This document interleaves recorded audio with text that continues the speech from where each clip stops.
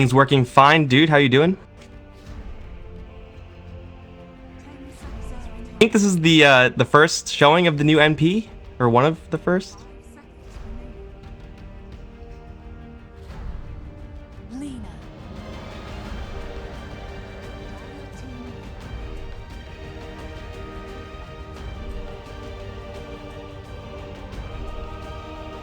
Mm-hmm.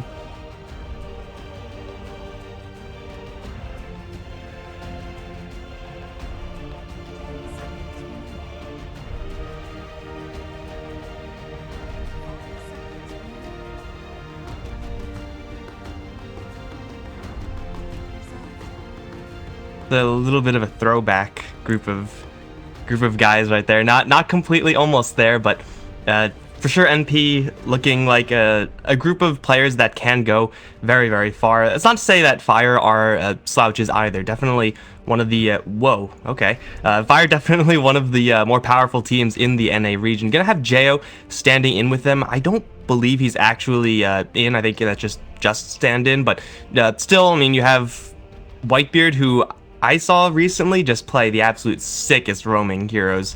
So I'm looking forward to seeing that again, but I'm looking forward to seeing this as well. NP busting out Visage first pick with the Clockwork. I mean, it's not bad when you're against Alina. Alinas don't normally want to go 4-staff. Clockwork's one of those heroes that can give you a lot of vision too around the map. With the rocket, that's what Visage does well. So their vision game right now is pretty strong.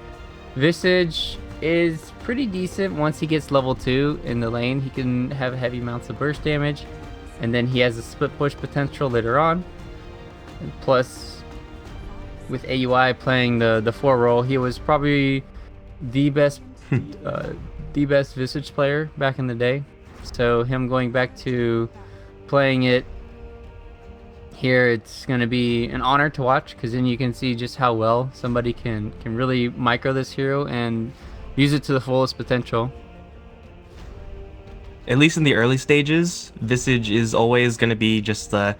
Well, I see him as kind of half of a support duo. Like, he doesn't really do all that much by himself. Really needs a good squad to really be very powerful and to fill up that soul assumption bar very quickly. So, we're looking at core heroes that do a lot of damage really quickly. Juggernaut, usually a pretty good hero. Just spin to soul assumption. Pretty easy combo there. Other support heroes that do a lot of damage, or at least heroes that are able to maybe extend most of their mana pool just for that small burst of damage. At this point, CM banned out. We have Treant kicked out as well. There are definitely options here for the NP side, but as you said, AUI used to play the crap out of this hero back when Visage was an actual real first pick. So we'll see what he's able to do in lane, because that's always a little bit of an issue. Like, you may have a Visage in the mid-late game as your plan, but if you're not able to use him and his insane nuking power early on, you're working with a lot of wasted potential there. I'm really curious to see how they're going to make the hero work. And then they have Visage, or not, they have Visage paired with Rubik now.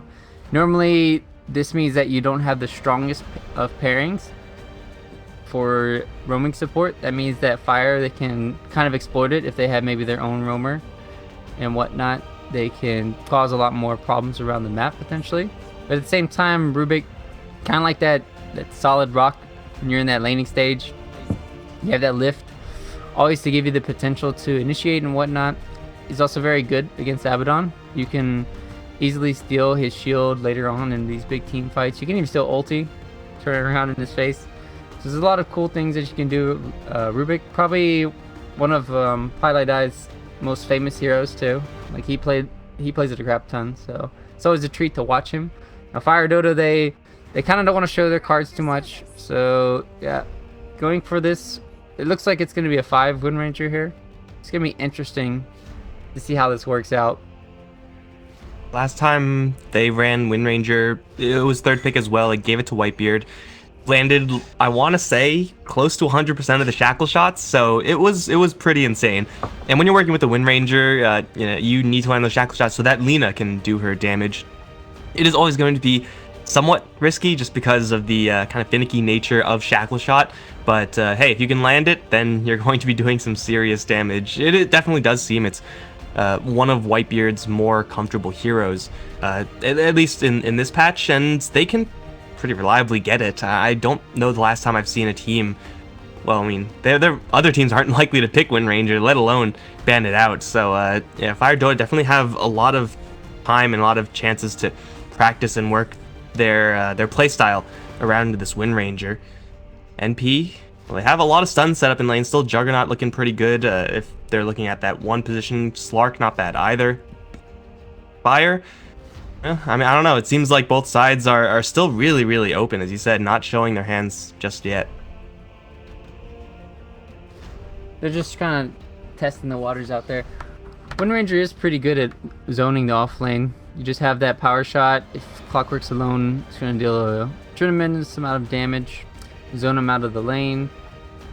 Wind Ranger is also one of those heroes that builds into either Solar Crest first, or in this game it might be Force Staff to kind of counter the Clockwork and his hook shots. So you used to, back at TI2, TI3, Wind Ranger was sort of picked a lot at times where you would, and then you'd always go phase into Force Staff. So it's going to be interesting to see how this works. Now, they did pick a Bristleback. This hero is interesting. Envy really likes this hero. He even puts it mid a lot. It adds even more armor and tankability to the lineup. But one weakness is the OD, or heroes like that. If they have an OD, he's just going to be able to basically drain all his mana, and then with one ulti, he potentially can die. But the way that they build Bristleback, he rushes a Solar Crest, so at the same time, Solar Crest kind of counters OD at times, because it gives you that mischance that you kind of search for. So I wonder if FireDota are going to go around along that route to counter the Bristleback here, or what kind of other way they can do it. Like, you can go for a Slark too, which isn't too bad. Keep stealing all his essence. A good hero against Bristle that isn't, well, that isn't really played as the carry would be Legion Commander. But like I said, they already have Abaddon, so Legion Commander, you just pressure duel on him, and then you make the Bristleback turn his front to you. It's also another hero that can go Silver Edge too, to break the Bristleback. You mentioned Slark for very similar reasons. Right now, don't really know if anyone on Fire is going to be itching to buy a Silver Edge. If Whitebeard gets very far ahead on Wind Ranger, I definitely wouldn't put it past him. But as you said, NP, with this Bristleback, it does kind of seem like mid lane is kind of the way they have to go. The matchup up against Abaddon, I haven't seen it all that often because, well, how often do you see Bristleback? But I assume it's going to be pretty hard for Bristleback to do any sort of reliable DPS when he's working off of just stacks of his spells. And, you know, Abaddon does have that shield, so being able to clean himself of the goo, of the quills, real annoying. And Rubik and Visage damage is still very high, but I don't know if Bristleback is able to do as much damage as they need to, at least if it is going to be a safe lane Bristleback going up against that Abaddon in any capacity. Fire, though, Terrorblade is the pickup for them. Now they have a lot of tower killing power, really overloaded on it. In fact, Wind Ranger, of course, with that Focus Fire, Abaddon's passive, tears down towers just by itself, and Lean and Terrorblade at range. So FireDota, if they're able to get a pick off, I'm pretty sure every single time a tower is going to fall. And I think Hero Terrorblade, he's probably the strongest carry in the game right now. I don't think there's any heroes that really come close. Naga's been nerfed a lot. Alchemist has been nerfed a lot. That's pushing style has been kind of nerfed, but Terrorblade kind of reigns supreme. You can pretty much do everything alone. I think even running Terrorblade mid, running Terrorblade safe lane, anything. If you have this hero in your lineup, I think it's just super powerful.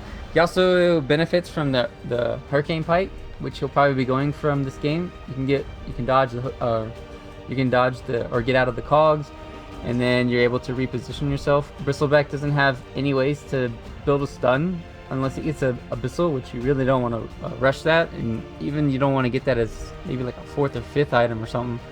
That's like maximum time you normally get it. So then Terrorblade, he's just gonna always get off these Sunders most of the time. It's a way to deal with the Visage Birds too. He can easily mop those up if they come in with a few right clicks. So very scary hero. FireDota, like I said, they can run it either in the mid or the safe lane. Another hero that they could use, let's think. Let's just assume it's in the safe lane for Terrorblade. Yeah, there's the OD. OD, as you said, in kind of an anticipatory pickup for that Bristleback matchup. This is going to put the Wind Ranger and the Lina both in support positions, which again isn't really like the most guaranteed support duo of all time. But if you do land one stun, you're definitely going to land another, and then Pain is going to follow. NP, switch it up a little bit with this Tinker pick. They really do need this magic damage. Like, I mean, you mentioned why Terrorblade was good, well, up against the vast majority of NP's heroes, but there's also the fact that before this Tinker pick, they really didn't have all that much burst damage. That's not really what Clockwork does. Bristleback is pure physical up against a hero that has like 20-something armor. You're just not going to kill a Terrorblade, especially with an Abaddon behind him, unless you get some pretty heavy magic damage. So NP's hand kind of forced into this Tinker, but it is a Fada Tinker. It is going to be a Tinker with a Visage, so you can do some silly shenanigans there. And the matchups aren't really that bad, so as long as the Tinker doesn't get continuously jumped by a Wind Ranger and a Lina, should be okay. Yeah, if it wasn't for that last pick, I think FireDota completely outpicked them. But since they have the final pick, they used it pretty well. I'm really surprised FireDota didn't ban out Tinker. The two heroes in the mid lane that counter Terrorblade the most are Zeus and Tinker, and then maybe Ember Spirit to some degree. But I think it's more scary to deal with a Tinker, especially when you last pick the OD. Like, you don't have a Storm Spirit or some hero that can just split push and deal with or has this catch as well, that can deal with the Tinker. So this is just kind of weird to see them let them have this pick when they already had the Terrorblade and already had this game plan. But it's going to be a kind of a free Tinker game, but at the same time, it is still on Fada to kind of like salvage these picks and to kind of carry them into from the mid to late game. If I'm going to rely on someone to salvage the game, Fada on Tinker, definitely someone I would be comfortable putting all my money on. But we're going to load out into our lanes. NP, one of their first showings. I'm going to say their first official. If that's wrong, well, someone probably correct me. But they're going to give AUI that classic AUI Visage.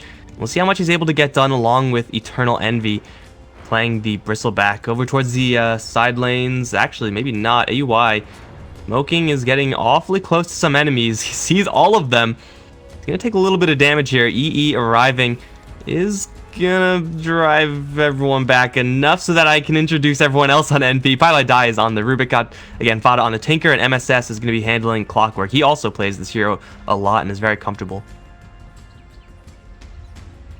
MSS, Clockwork's pretty famous. Everyone's kind of like on signature heroes here. For NP, FireDota has some really strong picks of their own here. So I'm looking forward to seeing how well FireDota do against NP. As you said, this is their debut. So let's see how cohesive they can be as a team. They already got a D ward. Kind of both teams know that the enemy offlaner uses a ward. I'm surprised they didn't give... Where's Rubik? Yeah, they didn't buy any sentry for the Dire side. They knew where this Radiant offlane ward was, where Lina had placed it, but they just don't have a sentry to give MSS. And that's a free 100 gold. That's also less information the enemy can have, so kind of surprised they didn't get rid of that or have a sentry. They're looking at sentries just to block. The jungle, at least for the safe lane, is really not going to be a really resource-rich area. And having a Lina as support who's not able to get a good source of income is slowly but surely going to turn into just a walking LSA. And that is not exactly anything amazing to write home about. So Fluff and Stuff is going to be playing a pretty poor Lina, which is something we don't really get to see all that often. And, well, we'll get to see why Lina as a support isn't really going to be played all that often, because if you don't get anything, you're screwed. You don't really do anything ever. Pilot has man fighting Whitebeard. He's dropping very low. Whitebeard just might get this kill. He will. Take a couple tower shots for his troubles. He's gonna make it an even trade in the end, but Pi is not supposed to get into man fights like that. And this is with Moon Ranger just taking over Blightstone too. So the right clicks are going to be coming hot and heavy. And then Eternal Envy is also out of mana here, just spamming it out. He does have the Clarity and Enchanted Mango to work with, but normally as Bristleback, you don't think of this hero as a strong spammer early on. You normally shouldn't be spamming your waves. He's also missing a lot of right clicks under the tower. Bristleback's kind of he needs the benefits of a CM or something along those lines if you want to spam. And so, but the one good thing is I wanted to talk about the bottom lane. MSS, he pretty much blocked the bottom lane perfectly. Fluff and Stuff gave that sentry ward to the enemy. Or not to the enemy, sorry. He gave it to Whitebeard up here. So that means that he was able to deward that ward top, but that means that both of these camps were blocked out. So unfortunately they weren't able to make to work with the pools, and that means that Mojo, he's going to be getting a lot of levels in this offlane. And even just the standing matchup of Clockwork versus Terrorblade, you do have to respect the Metamorph. You know, every hero does, but when the Terrorblade is melee, Clockwork can do just this, just stay in his own creep wave. He will eventually get to a point where he will be able to put a lot of magic damage back into the Terrorblade if TB isn't careful, because Battery Assault is just that ridiculous. And of course the cogs to burn out mana.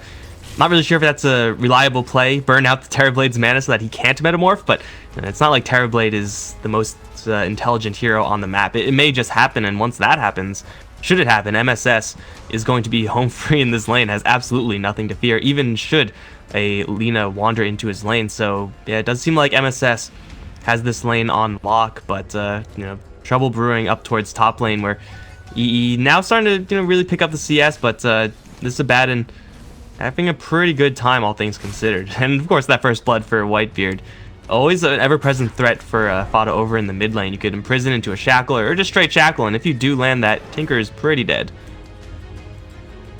Yeah, there's a lot of ways for them to set up all these cool plays around the map. You can also do the imprison into a light striker there, which is going to be nice to see.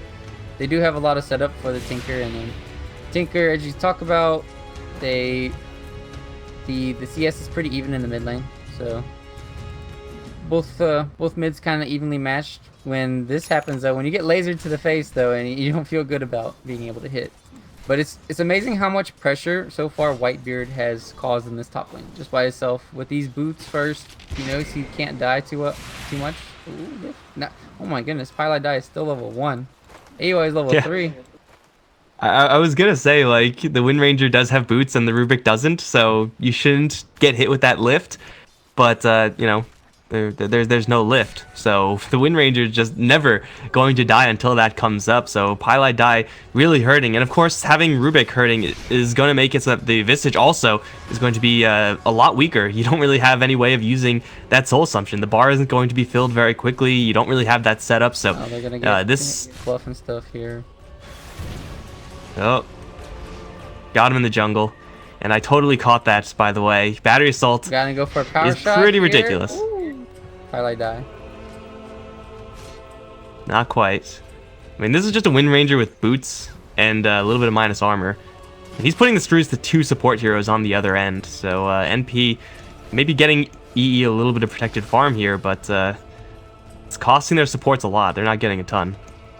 Whitebeard almost going down 4 stacks. This is something that he probably regrets now, not going for a magic stick in this lane. It's free regen. I'm glad to see that Fluff and Stuff finally rotated in top lane. Meanwhile, mid lane, they're going to go on. Jo. Yep, lift them up. They have the Grave, and it's going to slow down the OD so that Fada can get a lot of right clicks. Soul Assumption hits hard. They will missile Jo down. 3-man rotation, and OD did have some help from Fluff and Stuff, who also tried to get in there, but OD up against that many heroes, just not going to happen. NP with the good rotation, and for the Rubik especially, much needed rotation. You got to get that experience, and if you can funnel any gold you can get into Fada, then your map control game is going to get a hell of a lot easier. Basically, if they protect the Tinker this game and make sure he gets a Fats, boots, travel, this game becomes pretty easy for them. Brax is going to be TPing out. It's going to be fine. Surprised AUI didn't go for the Mango Soul Assumption play there. Patient towards bottom lane right now. Maybe not. You're moving around with the Tinker. It's a lot of burst damage, but don't want to do that. If you can help it, you'd rather just be farming. So rotations seem like they're going to be few and far between. It is hard to kind of coordinate that. Lina and Wind Ranger very powerful, but here, unfortunately, yeah, this level 3 Battery Assault stuck in the cogs. He'll return fire slightly. He can't even break himself out because he can't get anything casted or right clicked out. Poor Lina, and that's just MSS in the right spot at the right time. And he's level 6 now, so Lina is not gonna have a good time.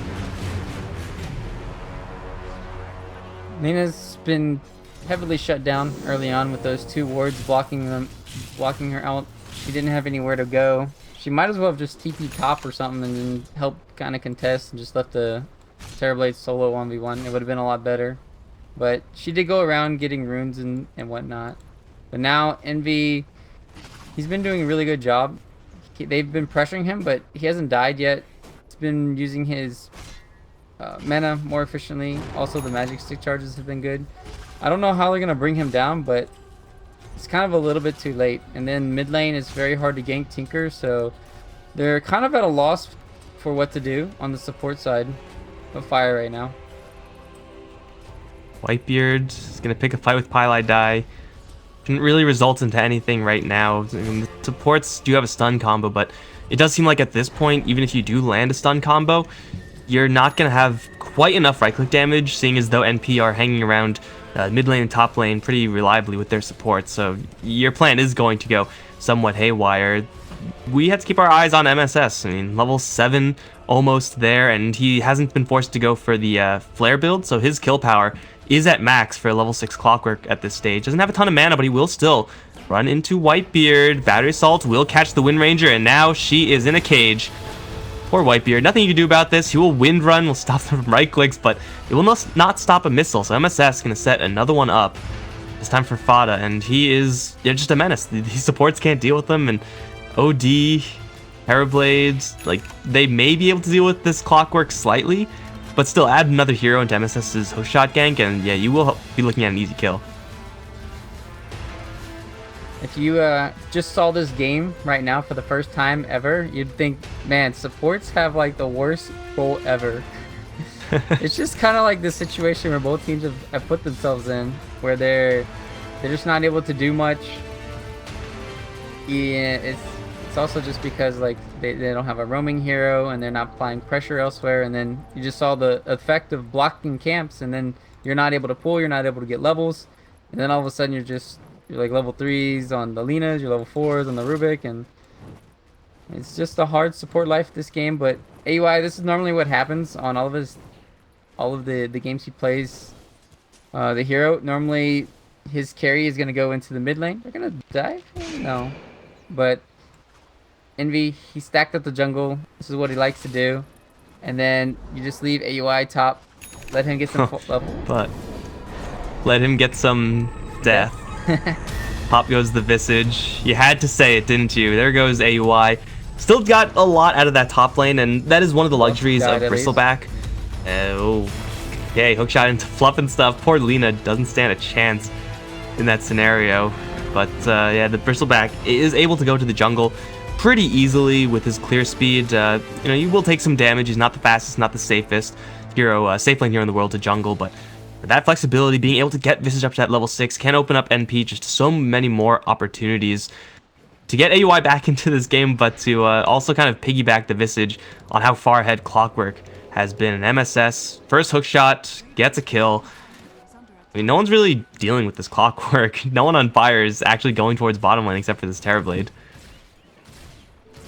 Yeah, and they haven't really de-warded the ward that they knew was around in that area. So this ward is just giving them so much information of where Terrorblade's moving, supports are moving. It allows Mojo to get all these free kills. If I say Mojo, it's just because I've known him as Mojo Storm Stout. So I'm talking about MSS all the time for everyone watching. So don't mind me. And then basically the Tinker had such an amazing level or fast bots that he's just able to go everywhere in around the map. They're trying to set up a gank for him, finally, 10 minutes in. But I don't think it's gonna work. Broad daylight. There is a smoke here. Fluff and Jo. Jo's actually been on the move for a minute at least, something like that. He's been sitting top lane, but he's been wandering about. Got a kill on a Visage, but that's not quite going to be good enough to satisfy. It seems to be just like for right now a roaming OD. Getting a kill on EE though, that will be good enough. There is a TP out here for the Bristleback, so they do have to worry about their stuns, and well, he is very, very tanky as well. The Quills will start stacking up. For Fluff and stuff, he's got to be very careful. He will fall back, but that just means the stun is further away. EE not taking anything because he's got so much armor, plus a Vanguard, sees Fluff and stuff in his sights. He is angry, but he can't quite get close enough. But with MSS coming in, they're going to trap Jo and zap him down with Fada. It was a bait the entire time. Fluff and Stuff going to get some coil help, and Whitebeard's going to arrive, but he's not that healthy. Missile's going to fly. Double Missile's going to fly. That'll snipe Fluff. Oh man, technology for NP. And Eternal Envy takes half of his HP worth of damage. Not a big deal, just an ordinary Bristleback play. Yeah, you can just see the power of Tinker. He can show up anywhere and everywhere, and they don't really have setups for the Bristleback. Like that, you kind of need the Wind Ranger to be there first instead of the Lina. You want to cast your Shackle, and then Shackle needs to kind of be maxed so that you're able to get off 4 or 5 Arcane Orbs off onto the Bristleback, and that's how you kind of have to kill him. So they not only do they have a Tinker problem, they also have a Bristle problem. Fire didn't invade the enemy jungle. They didn't prevent any of the stacks.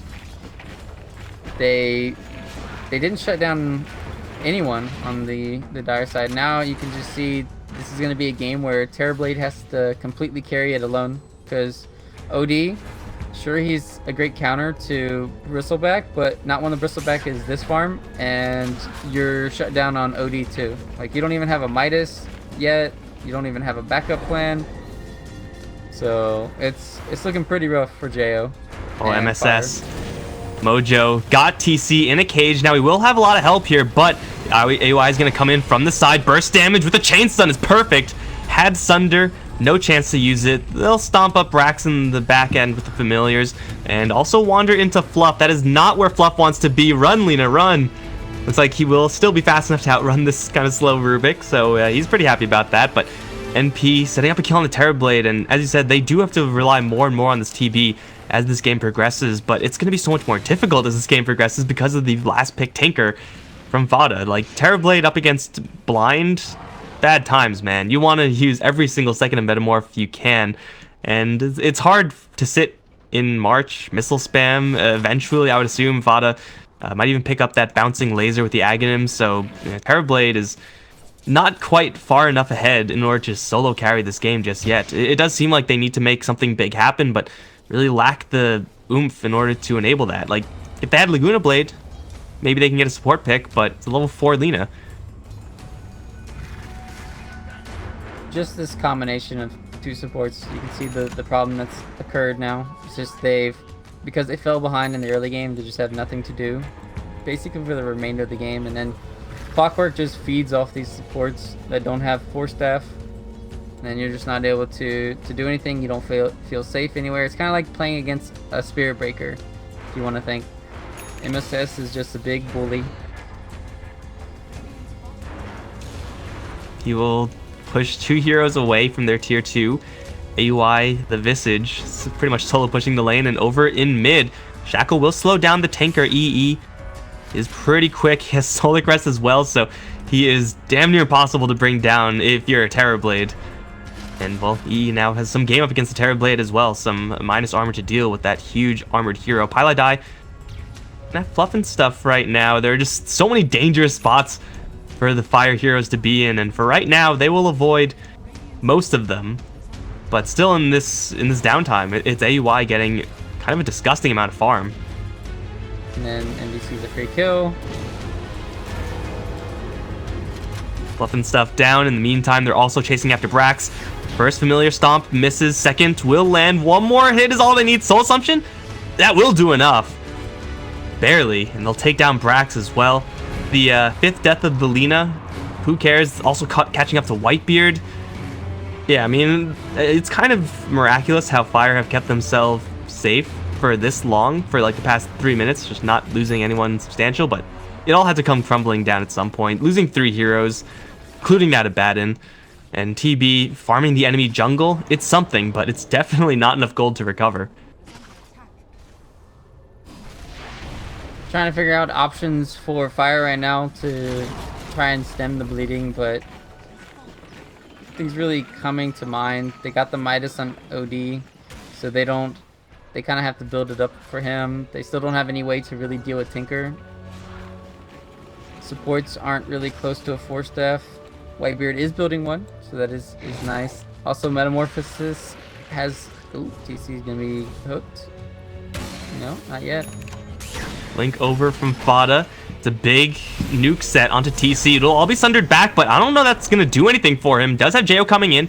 Couple of seconds of safety. TPs from Fluff and Brax as well, and everyone from NP just going to get the hell out of there. So if for Fire, they don't lose anyone, but they do lose a lot of map. Teleporting that many heroes up there just for a small defense. Let's EE. Keep pushing over in the mid lane. Another creep wave. A good about half damage up towards this tower. And He's doing it. LSA from Fluff, not even going to come back. Diving straight in. Bottom lane in the meantime, they're also going for Whitebeard. AUI has been camping this lane. One more shot is all I need. Blink laser, blink missiles, something. There we go. Fada gets an unstoppable spree. Another 2 heads for the NP wall. And man, AUI just hasn't left this lane. Like, his familiars haven't left this lane either. He's just like reminding me of TI5, AUI Techies, staying in the bottom lane. Oh my god, he's got 5 TPs. He's ready. Just in case he needs to leave. The thing that AUI does better than almost any Dota player is calculating his reliable gold. So he'll spend money where he knows he's not going to get it back, to the point where he makes sure that he always comes out a net profit. Like, he'll buy 3 teleports because he knows he's going to lose that gold. And that's something that's lots of players never even consider. Like, unreliable gold, reliable gold, just an afterthought. Jo gonna get caught by MSS. He will imprison himself, but still not in the best spot. Backup from Whitebeard and Fluff is gonna end up stunning MSS, but it will not save the OD. They will chain stun the Terrorblade. Double stomp from the familiars and a soul assumption. Not quite enough. They get the Sunder out, but TC still dying to the March of the Machines. MSS will finally go down. Here comes Eternal Envy. He's gonna catch up to Brax. Straight TP out. Is there anything else here to disrupt it? No. So they will get 2 for 1. For Fire, that it seemed like that was the best they could hope for, and it's not even good for them. It's far from that. It's actually terrible for them. But like, what more can they do in that situation? They were all there, and NP weren't. Yeah, and they even fought under Shrine, and it was still ineffective. OD just can't do anything in the team fights. They have 2 Solar Crests too to kind of deal with the OD. This is the reason why I said OD is a great counter to Bristleback if you can hit him. But you can just see that the strategy is just to make sure that you have a lot of armor, a lot of mischance, and then you also have these Solar Crests to deal with Roche. They really want to get Roche done, but at the same time, they're waiting for Envy. There you go. So if Fire don't contest this Roche, they're just basically giving up the game. So this is kind of like the last hoorah for Fire. They have to get something done here, but it's gonna be hard. Are kind of damned if they do, damned if they don't. They don't have TC here, which will mean they have a very, very large deficit in damage.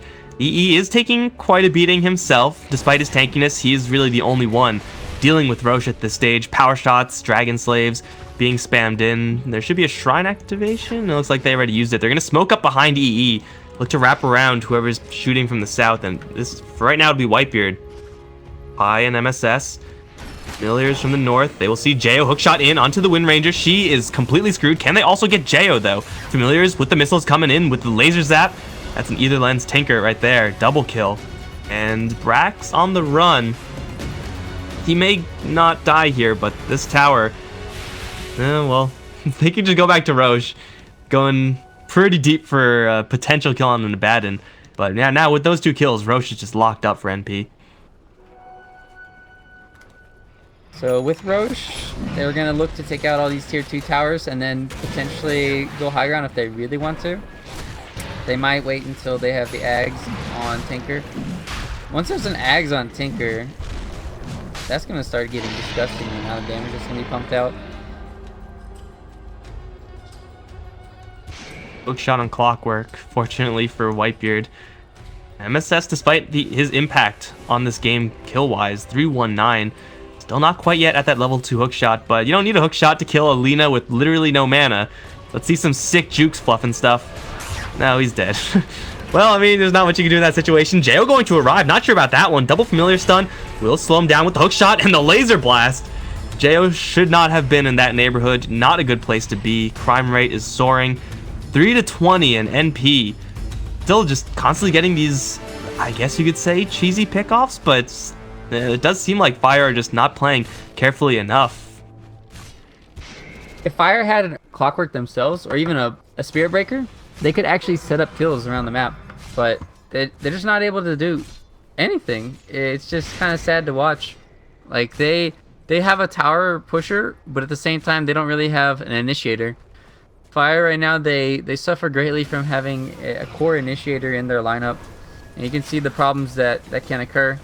Mojo's basically set up almost every single kill, I want to say, in this game. Just because Feels like it. Just because, yeah, he gets the vision from the familiars. They also have Tinker that can be anywhere on the map with boots of travel, so it's kind of a win-win situation all around for NP. And they're just not looking back. They're playing pretty crisp Dota. And then another death, Fire dying, or Fluff dying in the base, getting sniped.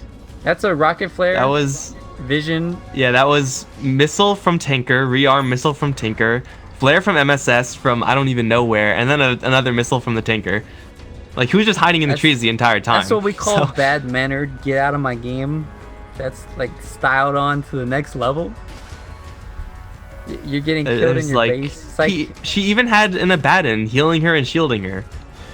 So, I mean, what else could you do about that? Just hope that there's no vision for the enemies, but the player is pretty good at doing that, as you said. 3-21. The dream be achieved in this game. NP slowly closing out the map right now to top lane. EY's got that on lock. EE take down mid. Somehow this bottom tower is still... Oh, no, Flop, not again. Well, the ward we did it, guys. By Pylai die, and then now it's high ground time. Brax lost half his HP to that Tinker combo. Jo gonna get hit with the Grave Chill, takes so much damage. Pylai die stole a Dragon Slave. Luckily for him, there was no follow-up to that, but EE, the only one presenting himself right now, has that double life, has a freaking Assault Cuirass. He doesn't care. What damage? This Bristleback doesn't give a damn. Okay, maybe he should start giving a damn. But, I mean, again, double life. So, Fluff and stuff, oh no. Got blasted to half. Still alive. Laser bouncing through now, and, yeah, this is looking pretty dirty. Oh, the laser bounce through will kill off Fluff and stuff. And drive TC and Whitebeard away. They're not even, like, fighting. They're just shooting at them from a range. It's like Fire don't have enough technology to fight back. They have swords, and NP have guns. It's just not fair. Playing Age of Empires. Your tech level's too low. Well, that was NP just have slaughter. those cars. 3-2-2 was achieved this game. Everyone can be praised. So, pretty sure chat's at least happy with the memes. As for Fire, yeah, memes. I kind of like memes, but I like when they're innovative and they're new and they're fresh. Whereas Fire, they look.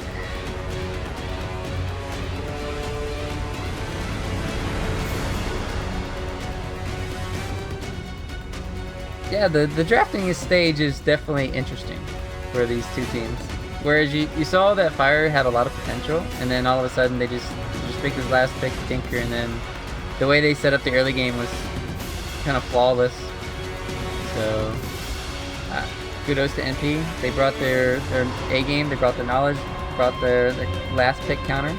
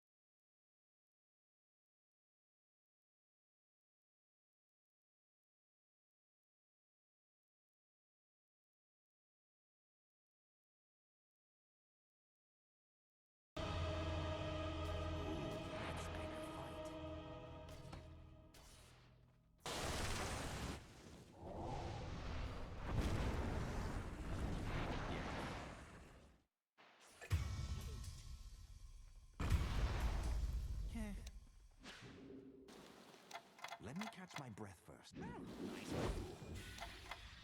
I'll go high.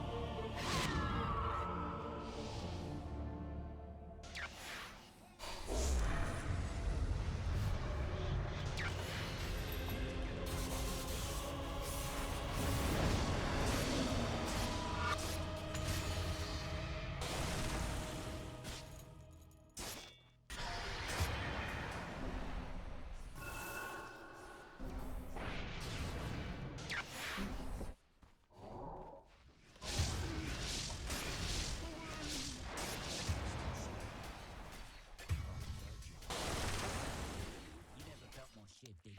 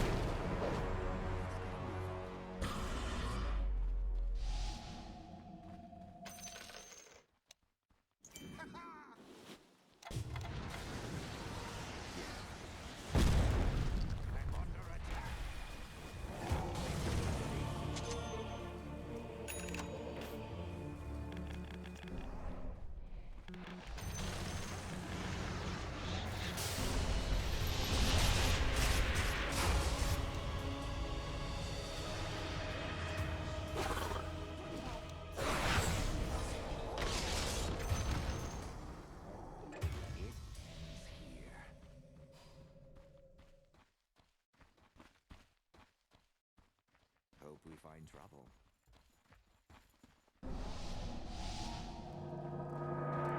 Time to make something happen.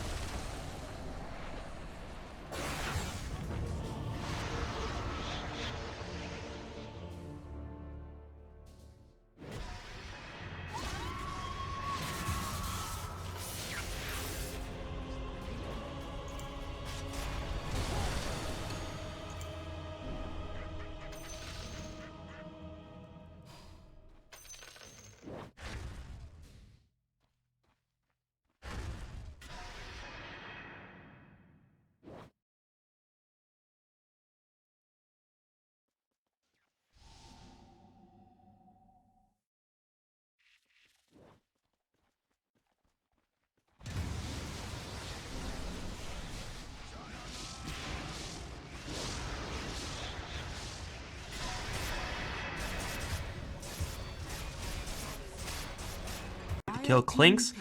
Definitely a different way to go from Fire. This is actually going to give them quite a bit of power in their rotations. You're most likely not going to see the Clinks in the map once he hits, like a level 10 mark or something like that. Between Clinks roaming around, the Shadow Shaman as a support threat to push the towers, Fire will be able to keep NP, at least in theory, on their toes. It is the best they could hope for, really.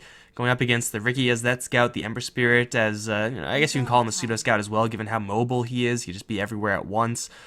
I don't mind this at all from Fire. It is another glass cannon hero, or is a glass cannon hero, so that the Dazzle has another opportunity to help him out a lot. It's really powerful, but it's making this Ricky pick pretty insane. Smokescreen on Clinks and Legion Commander, absolutely backbreaking. As long as NP have some sort of initiation, they should be just fine to deal with this. Yeah, they're thinking probably do they want to go Axe? Axe is a good counter to Dazzle in the later game for the Grave. Axe is very good against Clinks too, especially when he's just wailing on you, but they're going to go a completely different route. Earthshaker offlane. I recently finished a guide. Go check that out at Pavagna, guys. Easy sellout there. Easiest sellout of my life. I talked about the Earthshaker offlane and how powerful it is. And this is really good. I really love this hero, especially against Legion Commander. Legion Commander, you require to have this duel, and then normally you don't have Legion Commanders go for the BKB anymore, like after a blink or something. So if he uses his duel, then you just fissure, and then you basically wasted half the duel duration, and then you're not doing any damage, and then you're just pumping out a lot. Also, you're going to get a lot from the offlane if you get off some good fissure blocks. You can set up some good team fights, but 10 seconds remaining. hero does have limitations at times. If you don't get that fast blink dagger, then your initiation, it feels horrible at times, and then you're kind of playing on the back foot. You're losing a lot of towers and momentum, and the Clinks can just sometimes go into the back lines. But the counters to Earthshaker are kind of like that Spectre that's been banned out, Storm, in a sense, where you can get into the back lines always and try to find the Earthshaker and then silence him up. Another quick thing that I wanted to note is Clinks, he goes for Orchid sometimes, and then in this game, when there's an Ember Spirit that's rotating around the map farming, normally you want to go for that too. So there's like two ways to build Clinks. Orchid might be the preferred choice first instead of the Desolator that has been the norm. But Team NP, they need a carry hero. What do you think it is? What does ND want to play? Actually, it could be a mid. It could be mid. They could pick TA or something along those lines, and it wouldn't be bad.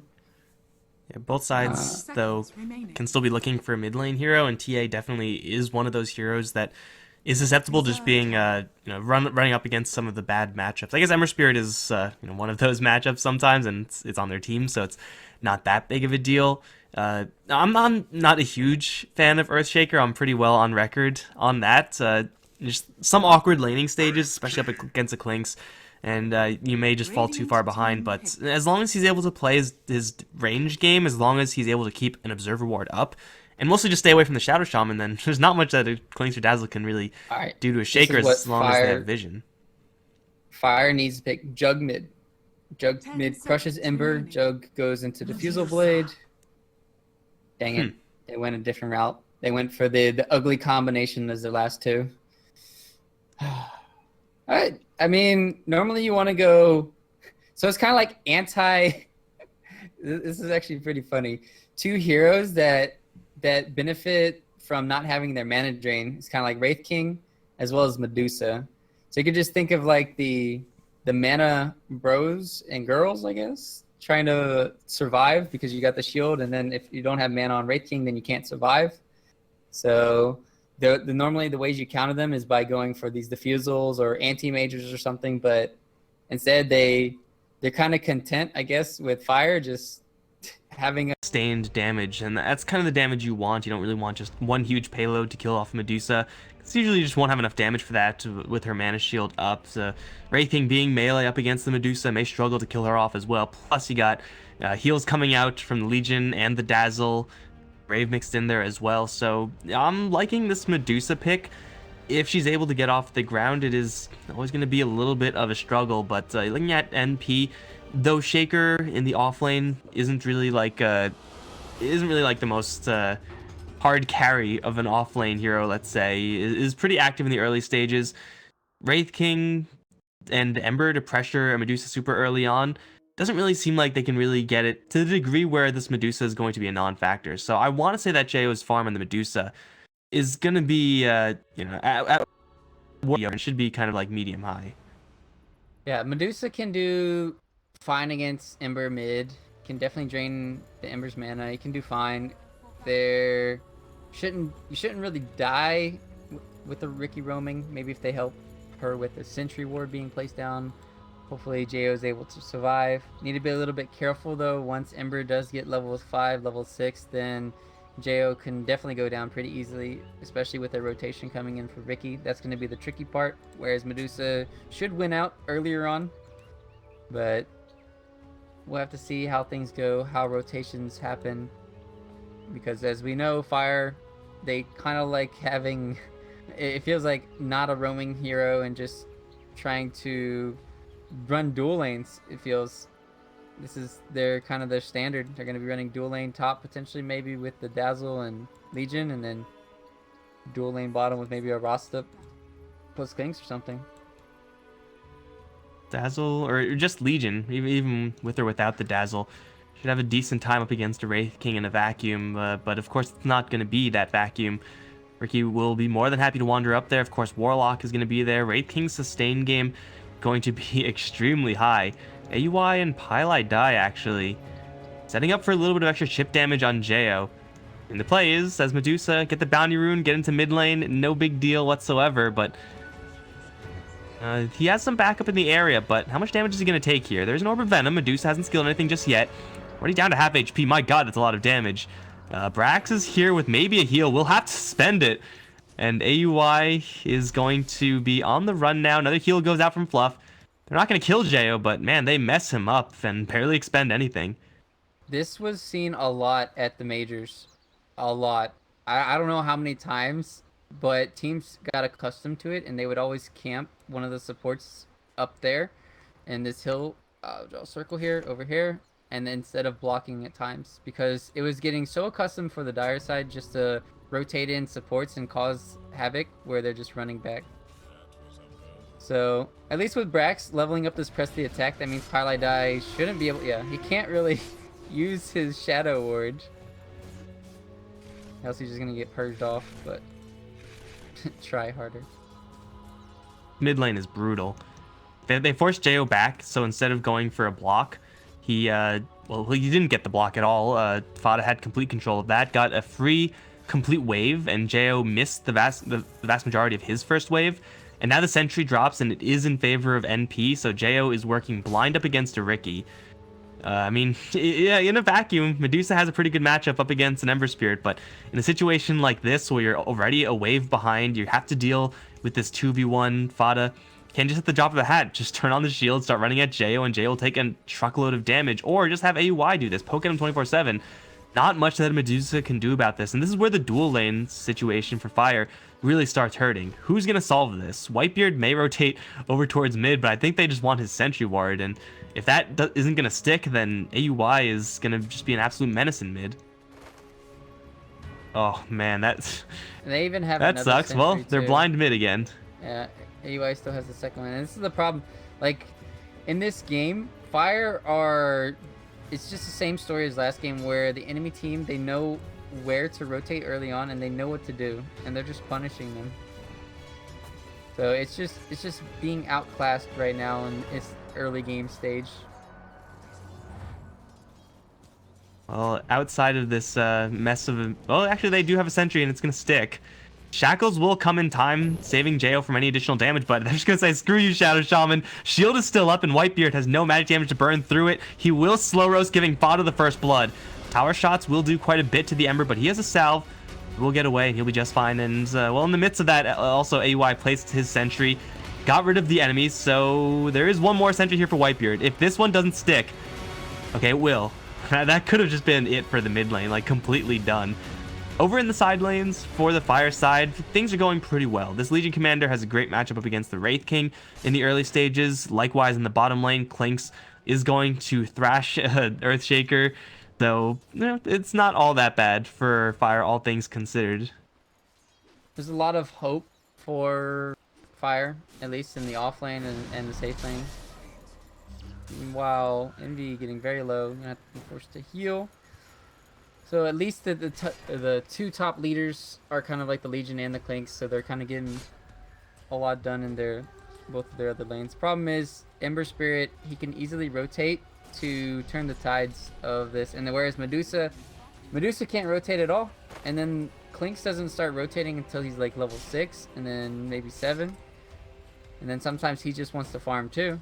So the roaming potential right now for Fluff, or not Fluff, I want to say Fluff, for Fire, is just, it's not there. So this is going to be a little bit scary. Yeah. MSS is messing with Whitebeard. He only really wanted that bounty rune. He's dead. But he has boots and Shadow Shaman. He has Windlace. That's not quite good enough. Luckily for him, there's no man on the Shaker, but oh, another Enchant Totem. Smack him in the face. We saw that exact same thing last game, except it was a clockwork, so it actually made sense. Earthshaker's not supposed to get those free early game kills like that.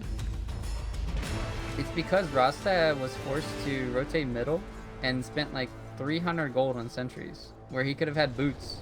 He also could have pulled more, and he could have potentially killed Earthshaker bottom lane, but they made sure that they used a lot of resources to help out the Medusa mid instead of just sacking her. So at the end of the day, they did give Jo a bit of a better time, but Rasta is going to suffer. And Rasta is one of those heroes, when you start getting behind in the levels early, you don't have boots. We talked about how slow this hero is already. You're just going to be free food. As we saw last game, Lena was like 0-10 at the end of the game. This is gearing up to be potentially one of those games for Shadow Shaman. He's already 0-2. They're going to pick a fight with the Shaker once again. Enchant Totem lands. And in the trees, this Clinks is a lot weaker because the Strafe is just burned in time right now. Another Enchant Totem. Vision will be interrupted. The smoke screen just out of range for Whitebeard, but still a lot of damage being done to the Clinks, and Whitebeard now forced to pick a fight with AUI. Backup is coming in from Fluff. Right click damage onto the Ricky. Not quite good enough. They are without vision right now. Where's the true sight? There is none. They don't have any blind AoE either, so AUI can just walk out of here. He'll TP out in style, of course. There will be no casualties over in bottom, and Fire make a rotation and gonna get them nothing. And at this point, they really can't afford those TPs. Like, it's not really that expensive nowadays because it's been constantly reduced in cost, but these heroes aren't getting anything. And I mean, you look at Ricky, he doesn't really have like the largest kill death impact, so you may think, oh, he's not doing that much, but it's all funneling into his allies. He's getting his allies ridiculously far ahead, and may have another opportunity over in bottom. Ember Spirit's looking for a support. I don't think he was spotted by the sentry, although he might have been. Ember just wasted a ton of time. Yeah. Ton of time. He wasted about a good 1.5 minutes, and that's crucial for Jo to kind of feel protected in the mid lane and just feel safe. So that was a pretty cute play right there from AUI, if you're able to see it in the mid lane. So what he did is he used Blink Strike and didn't right click, and that showed that there was a sentry. The sentry ward was still placed mid because the creeps aggroed to him, and he didn't break. So that was a very cool trick for people to understand. Wow, that completely went over my head. I was gonna say he used Blink Strike, forced the TP out with no intention of going for Medusa kill whatsoever, but checking for invis there, that's some pretty next level stuff. Don't worry, I got everybody. I'm here. I'm here for Please the teach next us. level.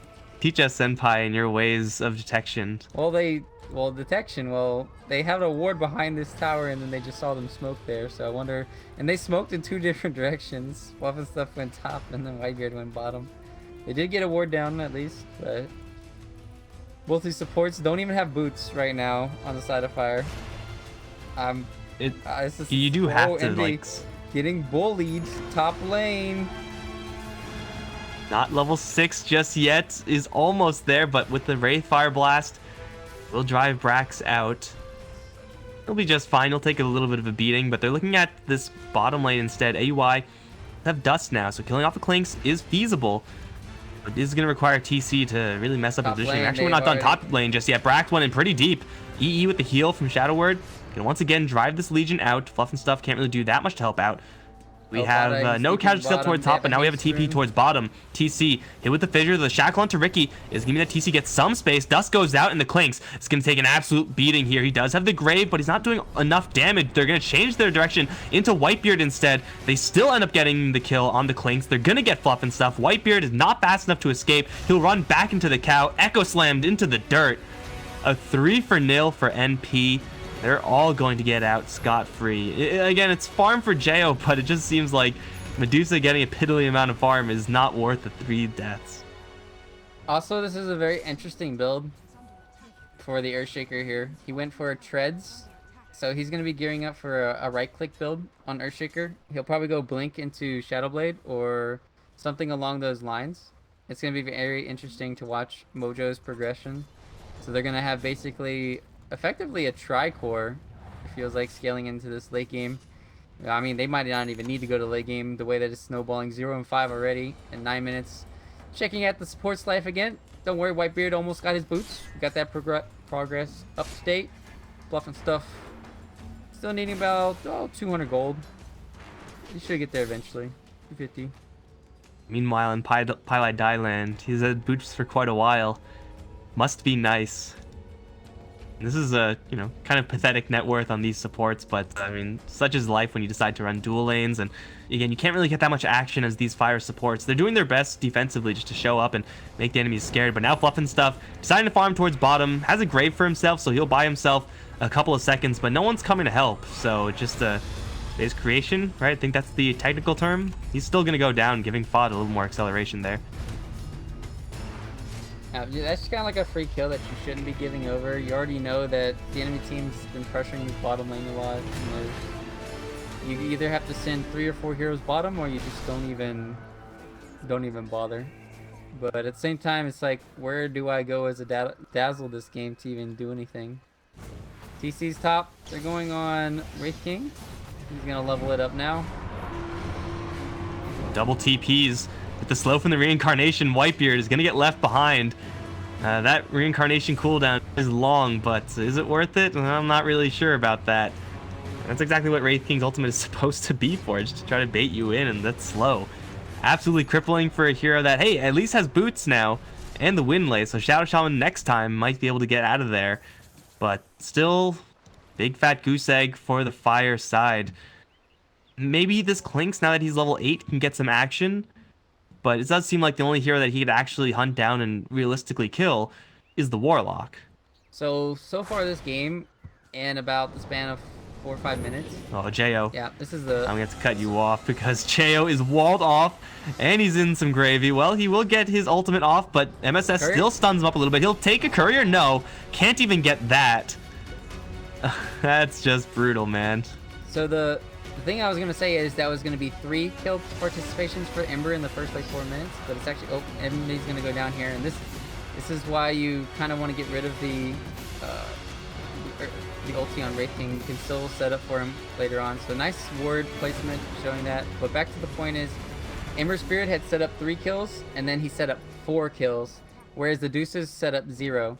You can just see the tempo controlling that Fada's had on this game, and how much pressure they've applied. They've gotten the bot tower because of the Ember Spirit, and they've also gotten 3 successful ganks and kills because of Fada. So, that's why he's hovering on the most on the net worth right now. He's about 2k up on the Medusa. Medusa can't even like rotate or anything, it feels, and then she just dies there too, to the rotations of Ember, as well as the MSS Earthshaker. This game is just looking a little bit too gruesome, but they did finally get a kill on the board. They brought down Envy. He still doesn't have the ulti to work with, so I wonder if they can still kill him again here. Oh, they set a trap for bottom. They're going to have to go pretty deep. Fluff and Stuff, dumped by AUY. Quickly realizes, hey, there's a Clinks here, so yeah, that was kind of bold from AUY to go for that in the first place. Going to give a free one over to the Fire side. Not really a primo kill here for Fire. But at this point, beggars can't be choosers. Clinks especially needs that extra acceleration. He is working with the most in the way of assets right now. Jo, though, walled off. Double damage rune is there from Fada. They are going to drop the Serpent Wards, grab him in with the shackles, but the Chaotic Offering is going to break all of that up. Let Fada chop down Whitebeard. Now chasing after Fluff and Stuff. Jo will escape down river, but there is a Ricky behind him. Fluff and Stuff still roasting to the Ember. Will be taken down. Can they kill off Jo? Actually, it was the Ricky chasing him. Never mind. So not going to do much there. MSS is in the area as well, but that Serpent Wards being consumed now by Pylai Die. This tower should be falling as well. I mean, they have Shadow Shaman Serpent Wards, and if you're not casting Serpent Wards to take a tower, really in a game where even you're at parity or even ahead, then you're feeling pretty bad about that. That Serpent Ward did very, very little, and Whitebeard, he can do nothing to stop this. He actually has to be very careful right now because there's still AUI wandering about. He'll spot another target in Whitebeard. Pilot Die right around the corner. This Warlock isn't incredibly useful right now. Ricky will go ulti form, do a lot of damage to Fluff actually. Now going to jump out with the help of Fada to crush Fluff. Whitebeard's going to shackle. That's not going to last long. Giving Fada a double. AUI off to the side is not going to get dust anymore. It wears off. And this Clinks just can't find a target to lock down long enough to kill off. They will eventually find Pilot Die as Brax comes in from the north. With the dual win no less. So Brax finally joining the game. But still the tower and the damage has been done. NP get a lot more kills. Yep, taking a tower too. There's just too much map control being conceded, and then Fire they're trying to eke out as much farm as they can around the map, but to no avail. At least with, like you said, the kill there on Legion Commander, he's able to get up to his Blink Dagger now. Also has the bonus 10 damage, so they'll have that to work with, but the inherent problems that we discussed during the draft is going to be there. They have a lot of ways to counter-initiate the Legion duel. They have Warlock ulti, they have Cloud, they have Earthshaker, Blink Stun. Shaker. I mean, you don't even actually want to play Legion Commander in this game. You don't even want to duel. If you duel somebody, you're basically forfeiting your own life every single time. So it's a very rough game to be playing Legion Commander.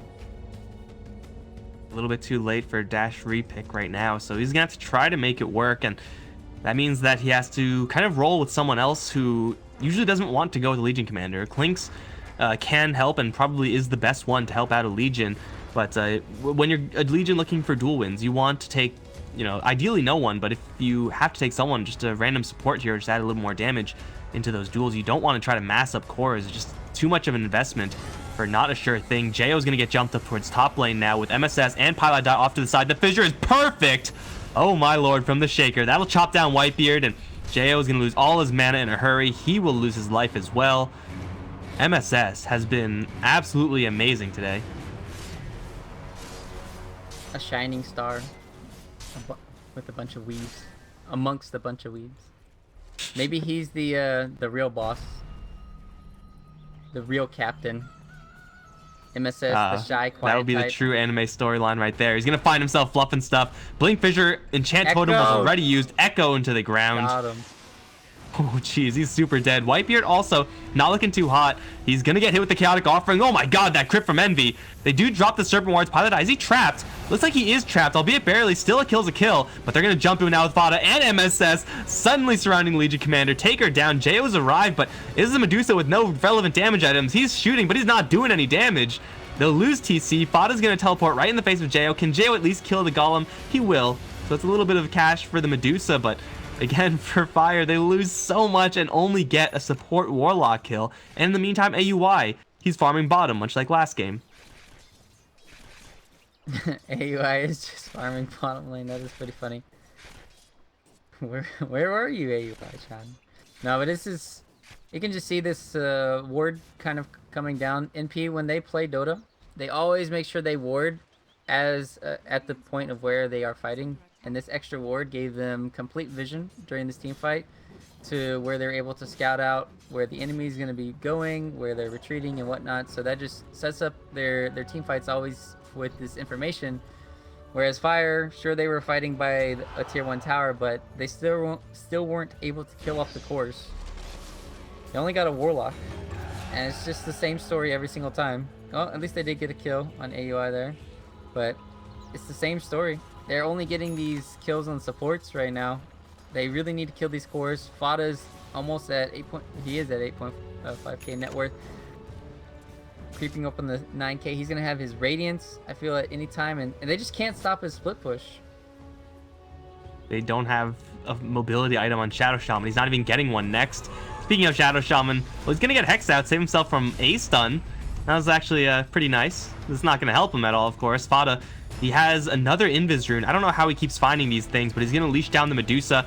She does have a TP out. That's really her only chance, but no, it does seem like she's pretty screwed. Hard to TP out when you have no mana, that's for sure. Help from Jo is so far away. In fact, it's getting killed off by Eternal Envy, who showed up in the back to slay Fluff and stuff. He's going to charge in towards Brax, absolutely fearless. He has no mana for Reincarnation. He doesn't give a damn, as Brax will be chopped down by EE. Can't escape the haste Wraith King. It's a triple for Eternal Envy. And for NP, they barely break a sweat there, as Fire just get massacred for the up-team time. Radiance, Ember Spirit, I don't even know the last time I've seen this build. We just go Travels Radiance, but I mean, you're so far ahead, he can actually get whatever item he wants. I want to see that Battle Fury build again. It's been a while. Yeah, Battle Fury would be nice. So you can have rapiers, but EE's not playing it, so there's no way that they can throw. I think Looking at Radiance TC is, though. Maybe. Radiance is a pretty good item here, especially this game. Extra mischance. Fada's playing super greedy for the tower. Could have gotten dueled, but hey man, you gotta maximize your efficiency. Yep. Efficiency, definitely he's MO. That's Relic for the Ember Spirit. That evasion, or mischance rather, will absolutely dumpster fire. Like, they are all pretty much physical right clickers, and as far as affording some way of mitigating that mischance, not gonna happen for a very long time. So good luck hitting things anymore. And we can already see they're suffering from severe lack of damage, missing a single right click. That is something that they cannot afford at this stage. Also, Eternal Envy has a Solar Crest, so you know, double trouble from the evasion standpoint. Ember actually has his completed Radiance, and he's going to look to christen it all over Fluff and Stuff's skull. Fluff and Stuff is wandering around trying to hide, but there's an Observer Ward spotting his every move, and now Fada's gonna see him for sure. TP with the Grave, maybe. Brax is gonna come in. They're trying to bait Fada in a little bit more, but Fada has to get near Fluff and Stuff for like half a second, or just Sleight of Fist him to get the kill. Whitebeard is arriving with the duel. They do land the Serpent Wards. Does he have a jump out? He doesn't, but he's just fighting back. He's gonna slaughter the Shadow Shaman, actually. Fada is just not taking damage. Where's the rest of NP? Is Fada the only one on MP? I think so. He's gonna get a triple on TP right underneath Jo. He will go down. That was so close to being the most baller play of all time. He pretty much just killed all of Fire by himself. Actually, no, Clinks died top. Something happened there. Just another day in the office for NP. Easy work. No sweat, 1v3. Yeah, top lane, the Earthshaker. So Clinks had set up a kill trying to go on the Ricky, something along those lines, and then Earthshaker came in and then completely owned him. Nailed him. But yeah, bottom lane, that was just fun to watch. How do you do a 1v3? Well, you just have Radiance and you have Fada. Step 1, be Fada. Step 2, don't be not Fada. That's it, man. That's all you gotta do. It's not even like he has a lot of armor or anything like that. It's just the fact that Legion Commander, well, 30 damage stolen is actually not unreasonable for this stage in the game, but Serpent Wards, the fact that Tool, Shackle used to not chain stun perfectly. That's close. Yeah, almost getting hit there by the Wraithfire. Still, all the tier 1s are down. Eternal Envy, much like in last game. This is pretty much just like a rerun of last game. Gonna go straight into the Roche Pit. This time he'll have some help with MSS, and we once again have a situation where Fire, they kind of have to make a play. They have to try to catch MP off guard, but they don't have the tools right now. They will smoke into a really aggressive position, which is something that MP may not expect, but the Chaotic Offering is still a threat, and unless the duel goes towards Pylai Die, they're gonna have to deal with that Golem, and if you do duel Pylai Die, then what the hell are you gonna use to kill Fada? You need something on that Ember, and duel's your best bet at it. Fluff and Stuff gonna show himself to Pylai Die off to the north. TC as well. They're going to jump in duel onto the Warlock, take him down without any resistance, but Whitebeard slaughtered in the back, and now the chains onto the Dazzle, forced to Grave himself. He's essentially out of the fight. That means they can focus onto TC. Blink 4 from SS, gonna stun up the Clinks, and with an Echo Slam, they'll burst them down. That's gonna be a 1 for 3. The fact that Fire got that initiation off, it looked like it was almost the best case scenario for them, but at the end of the day, it is still going to be NP with a resounding victory and Aegis still in the hands of Fada. You could see that Fire have the right ideas to approach team fights where they know they have to go on the back lines and kill Warlock or Earthshaker. Well, Brax maybe dead here potentially. Yeah. So you can just see just how well that Fire understands, but they don't really pick themselves into a great position. Like, they don't have any heroes to scout besides the Clinks, and then you also have, well, this is gonna be funny to watch if they want to go 1v5 EE top, but no, that's not gonna happen. And then they try to go on the back lines, but they don't, like we talked about, they just don't have the proper initiation. You saw that Legion can go in there and duel, but oh no, Fluff. yep. Not like this. Wraithfire Blast. What damage over time effect is going to kill off Fluff and stuff? Looks like Fada will claim another one. 7-31. This tower is forfeit. There is a Chaotic Offering in the back pocket of NP. It doesn't seem like they really need the Warlock to do that. Warlock at this point is like a distraction hero, right? Just go for the Warlock because you're scared of the Chaotic Offering, but then get baited because you shouldn't have gone for the Warlock. You should have gone for someone else. The problem this tower is Fire need 2 like initiators in this game, or ways to disengage, I want to say, because the way that they take a fight is if they kill off the Earthshaker and the Warlock ulti doesn't get off, or they somehow disable the Earthshaker, kill off the Warlock, and they get them. But because this game is so out of hand, there's just so many other variables that are in play. Dire Courier has been killed. UI ends up losing the Courier, is going to turn around and purge the Clinks. That's why the Courier was out there in the first place, to get that Ricky, that Diffusal Blade. But in the meantime, more relevant things are happening up towards top lane as Jo does have a Hurricane Pike. That's not going to help him there because it's an Ember Spirit. And they actually have found Eternal Envy. They need to kill him off once before the backup arrives. Not going to happen. Smokescreen in the back line is going to hit onto 3 heroes. That should kill off Fluff, and it will. Now the Chaotic Offering is going to drop. TC and Whitebeard going to separate. Whitebeard running up to the north. Don't know if I like his chances, as TC will get slaughtered by Fada, who's going to go in deep for Brax. And he has no mana, actually, but he does have some backup. Shaker coming out of nowhere. Chains, still not enough mana for it. Echo Slam will do some damage. Need a little more mana for the chains. Just outside the fountain. Brax will purge him off, and he will survive. Not diving the fountain. Come on, guys. They're gonna, go past the tier 2. That's still up, and get a 4-0. So it's still pretty good for NP. It's above average. 7-35, 25 minutes in. We got 10 more kills right now going on for NP in the actual time. Not bad, not bad. Chances of I guess Radiant side NP winning don't really is pretty push high. structures. NP aren't really good at killing towers, so I guess Fire have that going for them, but they're really good at killing JOs. They've practiced a lot in this game, and well, JO this time will get over the fissure. Fada still not fully confident going in, so JO will survive, but he's farming under his tier 3. He shouldn't be in those situations where he's struggling to survive. He has very low HP, but I mean, they don't really care. They know that NP, if they see anyone presenting themselves off the map, they are a target, a very easy target at that. It's kind of interesting the way that Fire kind of picked themselves into a corner where they still didn't have an answer to the split push this game of the Ember Spirit. They thought maybe they could catch him out with Legion and Clinks or something, but that was very wishful thinking, and pretty much Fada just took over this game from 5 minutes and never looked back. And then now they're in this position where they still have man's up on Jo, straight blinks into the base. Just give him a Wraithfire Blast, and also it'll be Whitebeard who's somehow in the front. He'll get picked off instead. And he's fine. He's if you're presenting level. yourself on the map, you're a target. TC has the right idea. He's level 9. This is how you He's stay gonna alive. respawn fast. He's fine. He's fine. Just food. Make them stronger so that when you kill them, you're gonna get to get money back.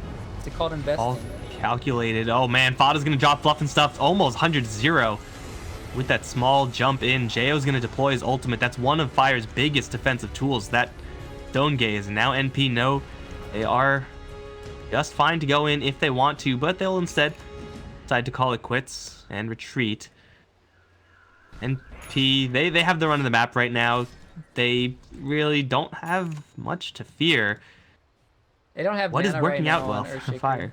That's why they have to kind of go back. That's the problem when you run this Earthshaker strength treads or just power treads. In general, you just lack a lot of mana. Nobody on the dire set has arcane boots besides Firelight Die. He just picked them up, so you can't even fault me for saying they don't have any arcane boots. So they suffer from mana issues at sometimes, especially with this Earthshaker, but it does allow you to right click a lot faster and for more. It gives you more right click potential during these team fights, but at the end of the day, it causes you to need more arcane boots or need more shrine usage. Meanwhile, Envy, Hunting, Invisible. Like the 5th Invis rune for NP. It's starting to get ridiculous. They'll find Jo this time without Legion Commander right next to her to press the attack off, and now Jo caught in the chains. They'll take down Whitebeard first just because. That's going to be a free 2 for MSS. Blinking into the base. Again, they don't give a damn. They're going to go in all the way. Smoke screen underneath the tier 4s, and it should be Radiance. Yeah, Radiance to get it. Wraithfire Blast missed, unfortunately, for Envy. Tried to snag that one. Jo forced to buy out, but oh man, Envy wants to pick the fight underneath the tier 4s. Come at me, bro. He has Plate Mail, he has Armlet, he has Solar Crest. Physical damage, not the way you would want to kill the Wraith King, but it's not like Fire have much of an alternative here. He'll walk out, easy peasy, still with that double life. Like, they're casually going into the Ancient and killing heroes, and Fire are not getting anything in response. Yeah, this is just like brutal to watch. I mean, this is just like picking on a little kid when you're a grown-up, even a baby, stealing candy from it.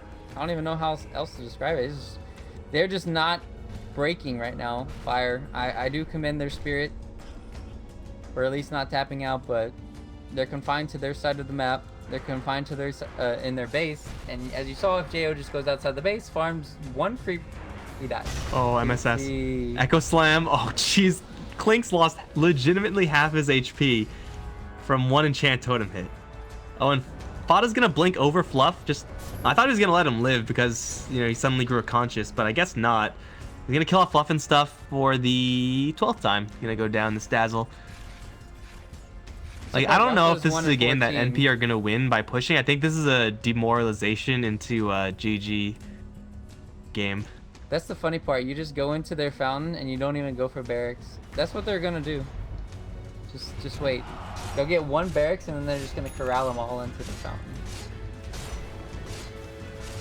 Going to land a fissure. Force Staff Jo back in a little bit closer to Eternal Envy. He still has that pike to get a little bit of distance away. In the meantime, Ember Spirit distracting the back lines. Is AY gonna jump in? Stealth Assassin living up to his name. They'll kill off Fluff and Whitebeard soon after. Jo's ultimate is gonna go off. Whitebeard's still alive. No, gets punched by a golem. That feels pretty bad. Eternal Envy now back in. Onto the Medusa. Fada still in the mix in the middle. Brack's gonna jump in, try to go for a duel, but ends up giving Pylai Die damage. Carry Warlock incoming. And still Fire remain in this game. 27k deficit. Well, momentum, map control, any conceivable metric you could possibly think of, it's in favor of NP. Where is Jo going? Sliding all around. It doesn't matter. GG has been called, and 7-45. NP definitely showing us that they do have the stuff. That was a really weird last pick, Medusa. That's all I'm gonna say.